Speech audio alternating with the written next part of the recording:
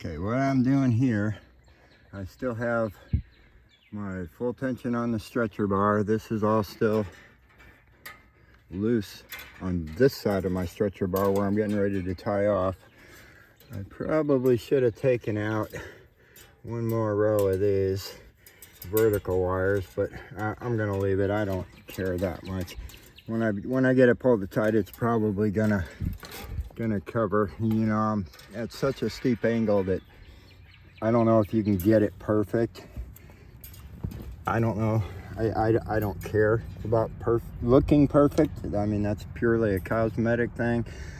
You know, I'm gonna do the best job I can, but I don't know if I'll ever be able to get it perfect on these steep angles. I got it pretty good on my flatter ground.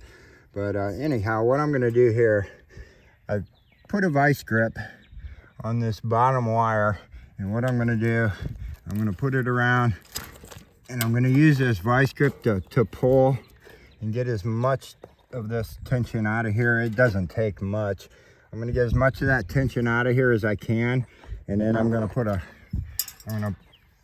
that tight, and I'm gonna put a staple right here to hold it while I go ahead and wrap the wire the rest of the way.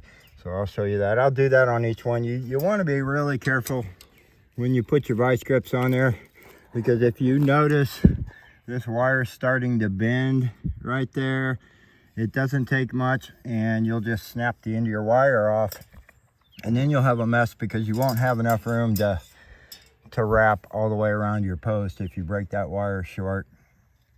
So I'm going to do that. Obviously, once again, I can't do that while I'm holding the phone.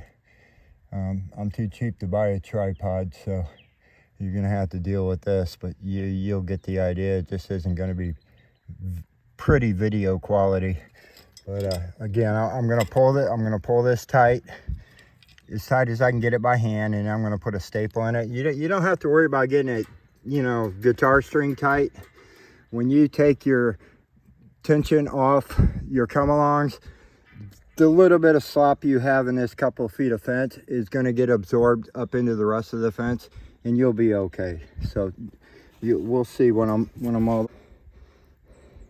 I'm going to go ahead and get that tight and get that one set and wrapped, and then I'll pick it up from there. Okay, that's done. The wires are all wrapped. You can see way down. That weird bulge that was down here is gone, and then this is the other end of my H brace. I just staple them off, each wire all the way down, and now all I have left to do is wrap these ties around my T-post. Okay, these just wrap. Notice over the wire on one side, under the wire on the other side. The wire's above the little nub. Yeah, let's see. So these just go on. I'm gonna switch hands. Right-handed. So I'm going up. You want to make sure you get it over and under. It's real easy not to. So I can just go back here and feel with my finger. I can feel one side's over, the other side's under. And then you just take this attachment that goes on the drill. Turn it around here. See inside the end of it. It's kind of, it just goes right over both wires, and I turn it a little bit slow.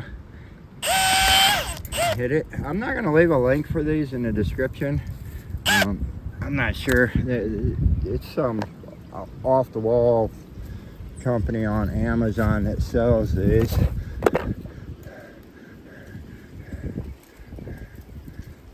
They're just called T-post clips. There's 200 of them in a box, made in China. Comes in a black box. I got one left. But anyhow,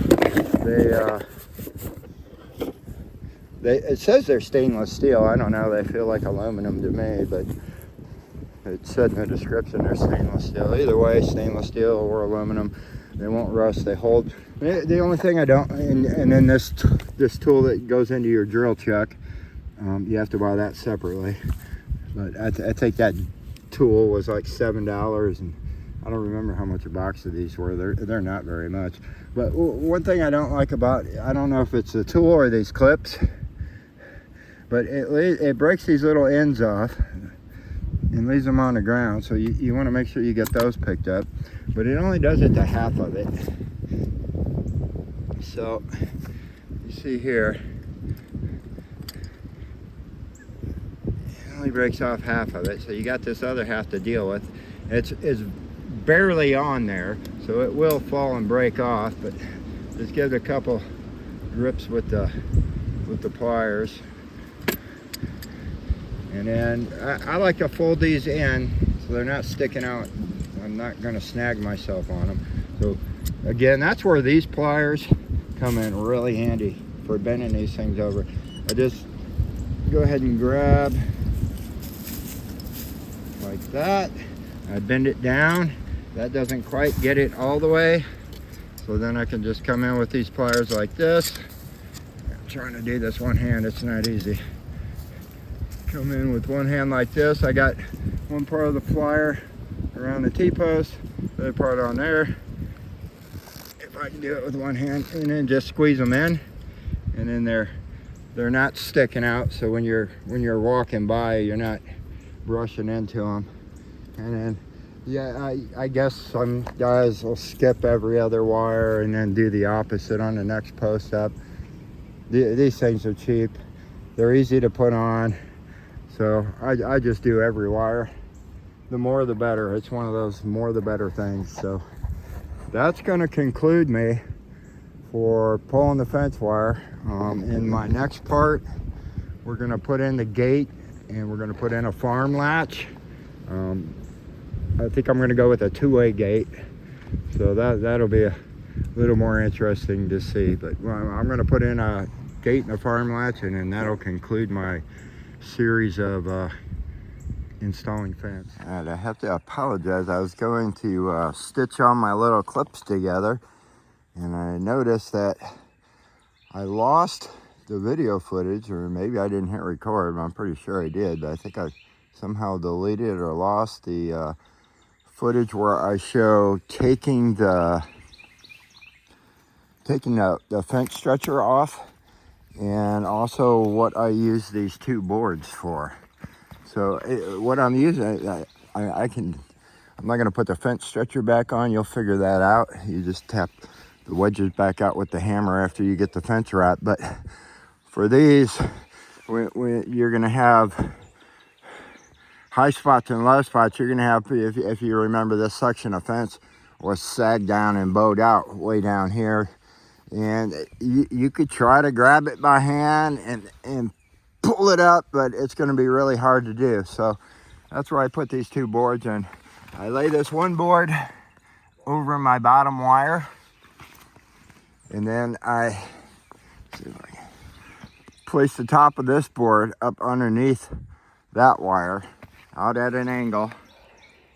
And then as you bring this board in, you can either kick the bottom of it with your foot, and you're going to slide it in this way, or tap it with your hammer and bring it in. And as you bring that in, this is why I cut these boards just a little bit longer than the actual fence, so that as I kick that board in, it lifts the top of my fence and pushes down the bottom of my fence, and then I can get this fence to where I want it, and it holds there.